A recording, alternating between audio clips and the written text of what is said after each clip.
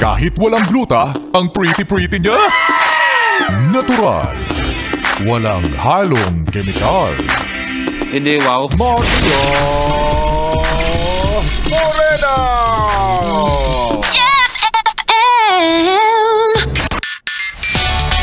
Yes, friend, kasama na nga ang iyong Morena girl na pwede mong tawaging baby at pwedeng gumawa ng baby lotion, baby powder. Magandang tanghali. Maulan dito sa Pasay. Kamusta naman sa inyong mga lagay ng panahon? Nako, October 15 pa pala ngayon, October 15, sweldo ng mga malulungkot. Bakit malungkot? Kasi sweldo nga.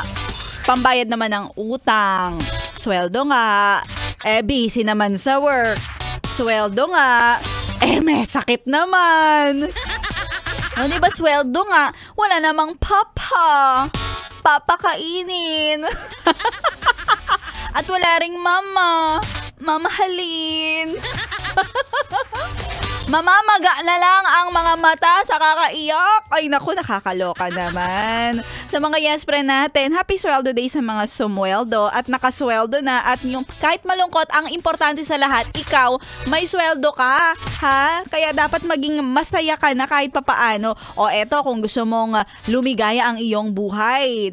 Sabi nga ni Andrew, eto para sa mga millennial at Gen Z dyan na naghahanap ng mga nakaka-shoot na mga tea. Anong tea, Maria Morena? Ay, naku, ikaw talaga, Maria Morena, Kahit sa mga feeling young at heart, sumama ka na dahil may pasabog si Ganda Wanda at B-Boy Bibo dahil officially available na ang mga unfiltered na chikahan, usapan at balitaktakan sa Spotify. Kasama mo dyan si Ganda Wanda at B-Boy Bibo. Ito yung tinatawag nilang No Filter, The Better podcast sa Spotify. Kaya naman makinig ka na dyan.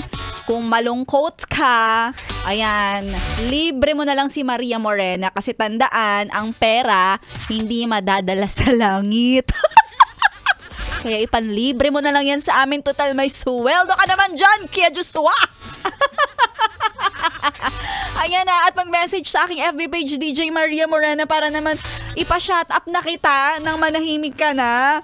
Ayan, sa aking FB page DJ Maria Morena. At abangan lagi dahil dito sa 101.1 Yes FM, kung gusto namin may maging maligaya, gusto namin ng meron ding nagkakapapremyo, nakakatanggap ng mga 500 pesos at 1,000 pesos. Kasi marami kang aabangan dito sa 101.1 Yes FM. Nagaganap ang ating pera-pera lang yan. At ang Yes FM, it's your birthday. At congratulate ko lang ulit yung mga winners natin for October 14 kahapon.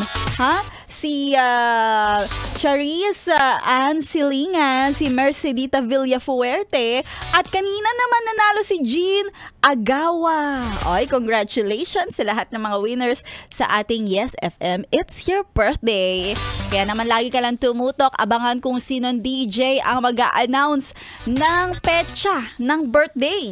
At kapag natapat na birthday mo yon, isend mo lang ang iyong photo ng valid ID o kaya naman ang picture, screenshot na ikaw ay naka-follow sa Yes FM Manila at sa DJ na nag-anunsyo. Marami naman kaming DJs at hindi ka naman malilito kasi tingnan mo, magaganda pa. Matatandaan mo talaga, lalo na pag ganitong tanghali, ang babaeng magpapatirik ng iyong tanghali. Maria Morena. At syempre mga yes friend, kahit medyo masama ang ating weather for today, dapat laging masaya. Dapat laging solid ang pakikitutok. Kasama si Maria Morena dito lang sa 101.1 Yes FM.